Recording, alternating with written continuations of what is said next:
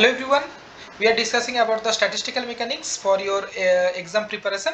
तो चलो last video में हम लोगों ने डिस्कस किया है कि बेसिक स्टैटिस्टिकल मैकेनिक्स के बारे में एंड कुछ इंपॉर्टेंट क्वेश्चंस के भी बारे में आज हम डिस्कस करेंगे। और एक इंपॉर्टेंट थिंग कि मान लो कि 2 particles are given and 3 different quantum states are given, तो ये 2 पार्टिकल को 3 डिफरेंट क्वांटम स्टेट्स में कैसे डिस्ट्रीब्यूट करोगे, ये पूछते हैं।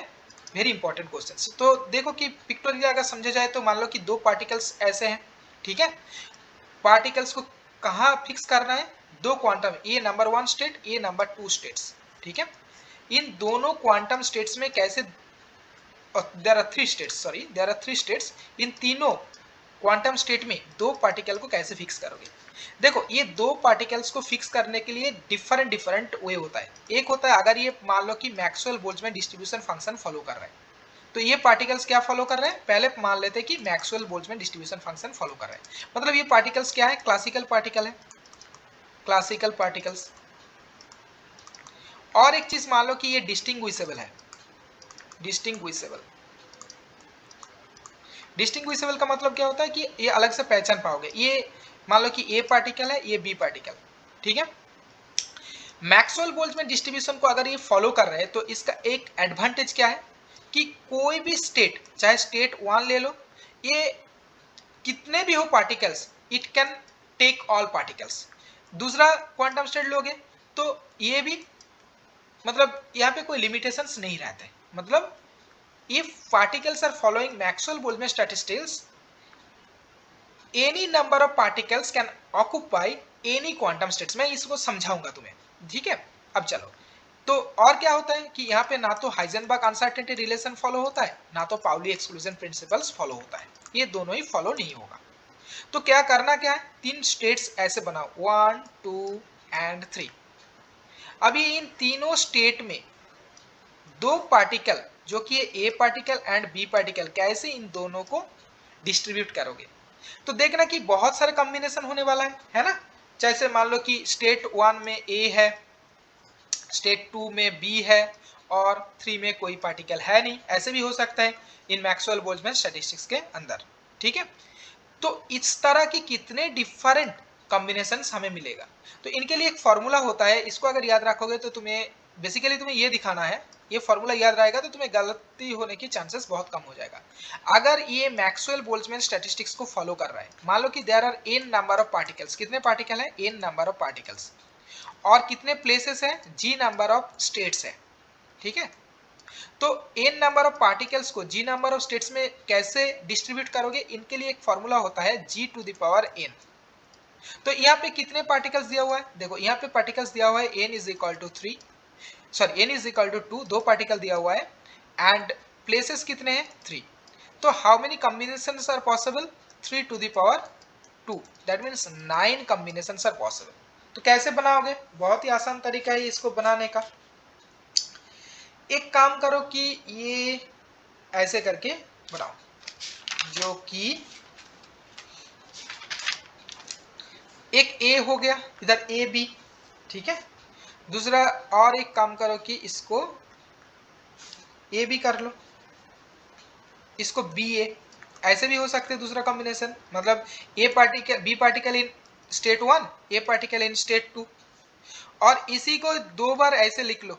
यहाँ पे एक कॉलम छोड़ के ना इसको ऐसे लिख लो, ए बी बी ए, देखो और 2 स्टेट्स मिल गया, ठीक है। तो पहले ए बी बी ए, एक कॉलम छोड़ के A B B A.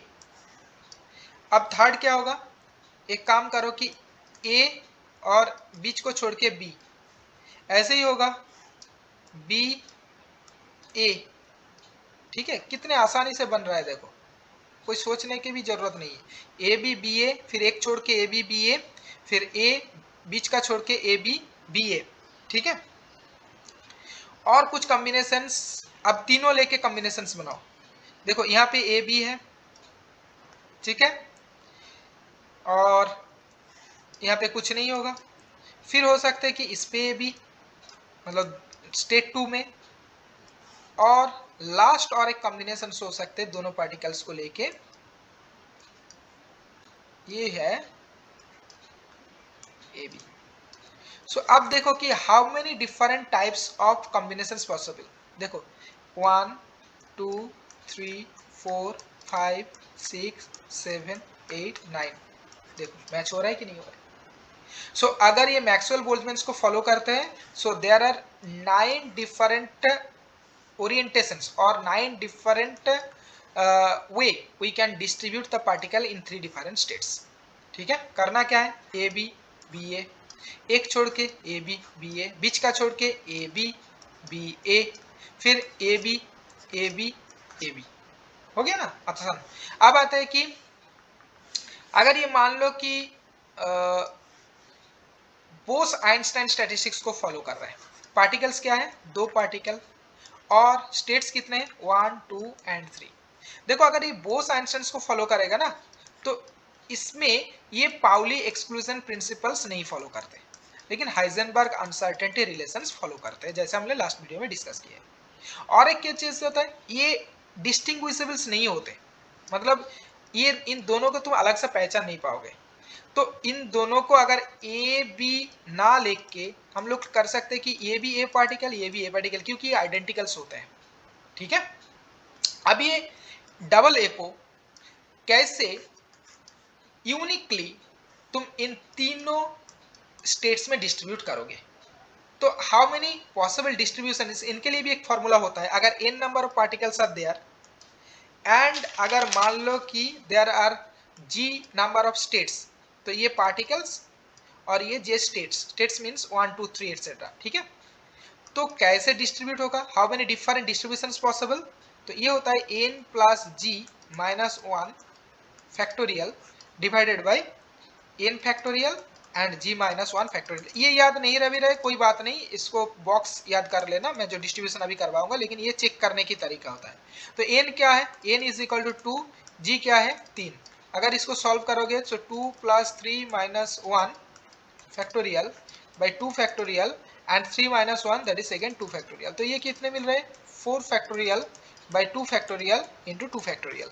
4 factorial means 4 into 3 into 2 factorial कर लेते हैं, एक 2 को 2 इंटू 1, ठीक है, इंटू 2 फैक्टोरियल कर लेते हैं, 2 2 फैक्टोरियल घट गया by 2, that is 6 possible distribution are possible. चलो देखते हैं कि 6 डिस्ट्रीब्यूशन हो रहा है कि नहीं हो रहा है।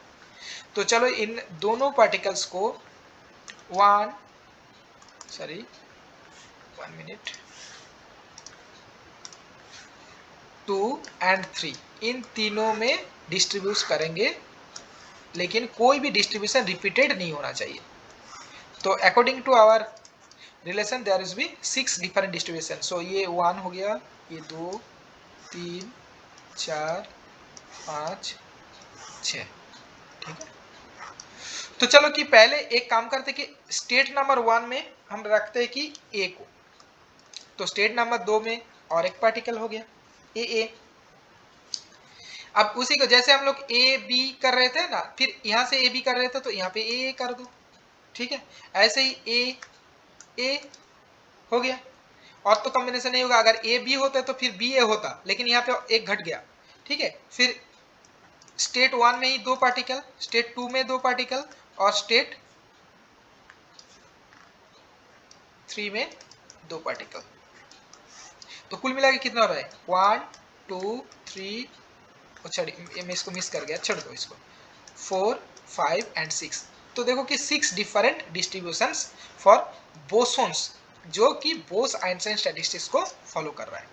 अब आते हैं फर्मी डिराक स्टैटिस्टिक्स के बारे में, अब आते हैं फर्मी डिराक स्टैटिस्टिक्स के बारे में।